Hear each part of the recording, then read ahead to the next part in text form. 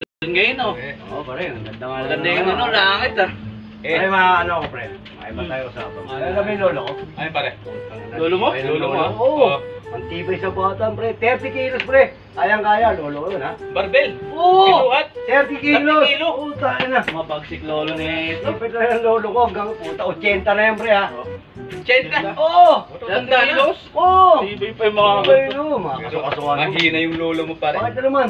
Lolo ko, 90 years old. Oh! Nagbubuhat pa ng barbell. Ilang kilo? 50. Ay, pilan. 25 kilo. Binubuhat. Kwenta.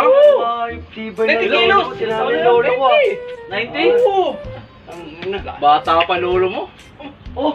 Lolo ko, 80, pre. 90, bata pa.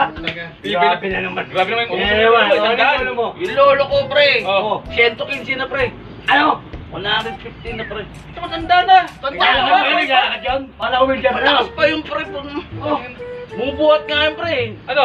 Di ba, 115 siya? 115 na binubuhat niya, pre, na ano? 150? kilos. Oo. Tibay nung, pre. 150 binuhat pa. Oo. Nabuhat naman. Oo. Pagkabuhat niya, nadaganan siya. Andun, pre. Nasa ospital. Hospital na? Utang nga, pre. Wala pa pang bayad, eh. Pang pera yan.